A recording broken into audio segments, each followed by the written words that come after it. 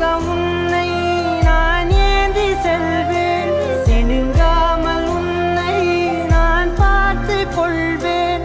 ஒரு கோடி இன்பங்கள் உன்னை பார்த்த நொடியில், நான் வாழும் நாள் மட்டும் நீ எந்த மடியில். உன்னை ஈன்ற பொழுதிங்கு கடவுள் தன் முகம் பார்த்த பொழுது, பாதம் தொழுது.